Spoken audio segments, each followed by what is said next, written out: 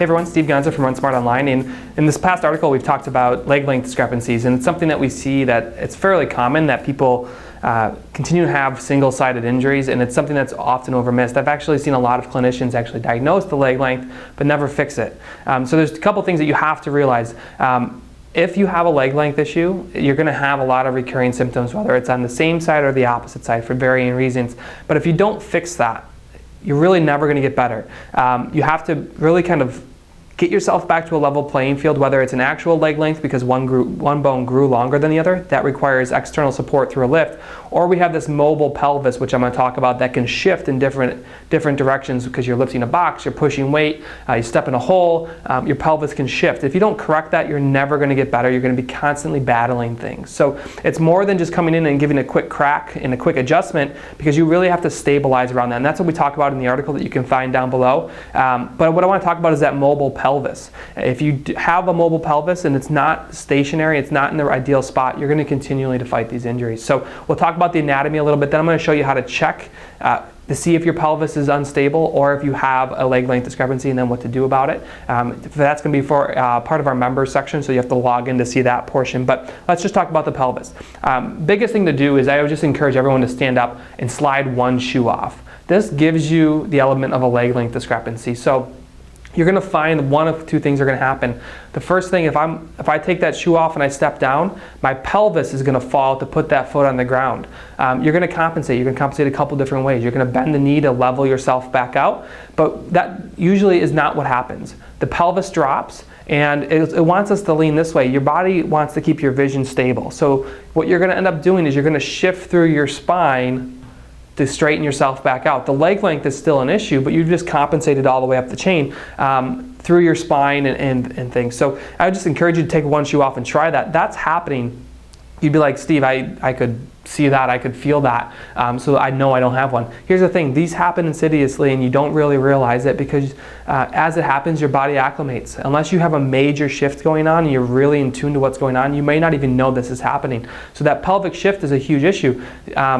And you may be actually unaware of it. Think about running that way, running with one shoe on. It's going to be labored, it's going to be uneven. And you can see that in the last article we just posted about how uneven that can be, but it needs to be fixed. If you're not fixing it, you're really just going to have problems for a long period of time. So I leveled myself back off with two shoes. Let's talk about that mobile pelvis. With our foot on the ground, I'm just going to jump in here, probably cut part of my head off to show you the model. This is our pelvis. We have half a pelvis. We have our backside, so this is if you're looking at the butt. This is if you're looking at the front of the pelvis, and here's the abdomen.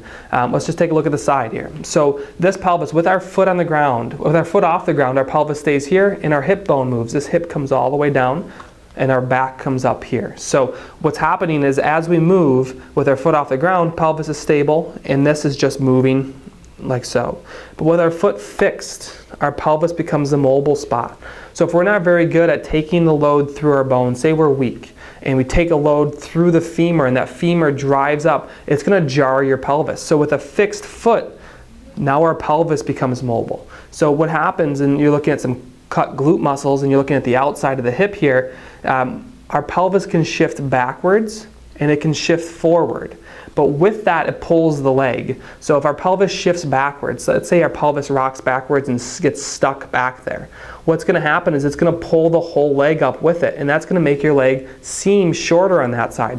So if we look here, if I pull up on the pelvis, the leg's still going to be vertical, but you can see how it makes it shorter. If the pelvis falls forward, it's going to become longer. It's a longer leg. So this pelvis can be a mobile part. It pulls up on the leg bone, which can cause like an actual leg length discrepancy, but it's not that one bone grew longer, it's that the pelvis is stable. So what we generally do as clinicians is we can come in, and if the pelvis is stuck backwards, we can use the force of your own muscles to pull it back into the right position, pull it forward, or we can give a quick long leg pull and snap it back into the right spot.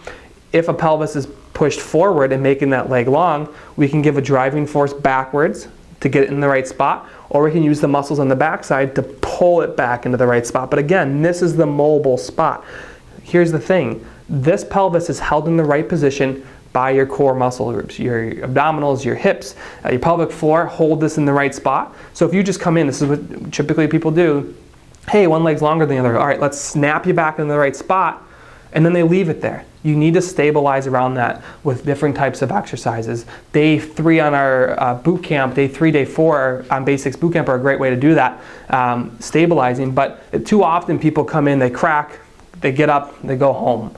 You need to stabilize afterwards. I've seen people that have a loose pelvis, and I put them in the right spot, I have them roll over, and it already fell back. If you're not stabilizing the pelvis in the right spot, you're wasting your time. So let me jump over onto the table. I'm going to show you how to check for a leg length discrepancy, and I'm not going to show you really how to treat it because not only is that a violation of my license, but it's also just better to see someone who knows what they're doing so you don't jack yourself up more. Jack is a technical term, and I'm going to show you, but to see that you have to jump over to our member site, look at the whole video. I'll cover this all again, and I'll show you what you want to do. You're going to need someone at home to check you, but it's worth noting because if you have a leg length piece, it can be definitely affecting how you run. So let me jump over onto the table.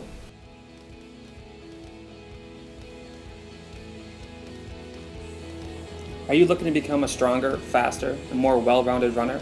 Then jump on over to RunSmartOnline.com and take our 10-day free challenge. Try our run-specific, time-saving, and easy-access videos that let you get stronger from anywhere, whether it be at work, home, or on the road.